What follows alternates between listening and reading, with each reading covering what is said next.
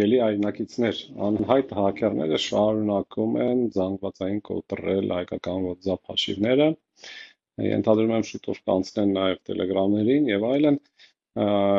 հետ սա կպատմեմ ոնց պաշտպանվել ու սա շատ կարևոր է։ Կարճ ասեմ, թե ոնց են կոտրում, պարզ չի։ Խնդիրը նրանում է, որ մարդկանցից կորզում են ամենայն հավանականությամբ վերականգնման կոդը, այնպես որ մարդ չի ստանում SMS-ը, բայց ինչ որ մեկի ձեռքն է դա ընկնում։ Դա հնարավոր է յուրահատուկ հակերային հարձակումների ձև կա։ Չեմ ուզում հիմա տեխնիկական բաների մեջ մտնել, բայց տենց միջոց կա հնարավորություն միգուցե եւ որ ներթափանցում է եղել ինչ որ համակարգերի մեջ, արդեն մեր երկրում, որոնք կապ ունեն կարճ հաղորդագրությունների ստացման եւ բաշխման հետ, դա երրորդ կողմի միջնորդ կազմակերպություններն են։ Դրանց հետ մենք արդեն միջադեպ եղել ենք, եթե հիշեք 20 թվականի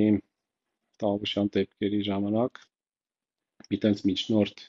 կազմակերպություն, որը SMS-ները ցրում Հայաստանի ներսում, կոտրել էին ու կեղծ ՊՆ-ի անունից բաներ էին տարածում։ Մյուսը դա միգուցե օպերատորները ունեն խնդիր։ Ամեն դեպքում սա շատ մտահոգիչ է եւ կարծում եմ, որ հարկավոր է ազգային մակարդակով զննել դաշտը եւ հասկանալ, թե որտեղից է այս արտահոսքը գնում, բայց մարդիկ կոնկրետ հարյուրներով կորցնում են WhatsApp-ի հաշիվները առանց իրենց կողմից որևէ գործողություն անել։ Հիմա ինչպես պաշտպանվել, պարտադիր բոլորս պետք է միացնենք երկպուլային վավերացումը WhatsApp-ի վրա։ Ինչպես է դա արվում։ Ուրեմն Android-ի դեպքում այն վերևի աջ անկյունում մտնում եք 3 կետիկները, սեղմում եք, բացվում է settings, настройки, iPhone-չիստները հենց настройкին են բացում, հիմա էկրանով ցույց տամ։ Եվ այսպես ես մտա settings, настройки եւ հենց ամենավերևին մասը account, այնա կողքը բանալի է նկարած, մտնում եմ այդտեղ,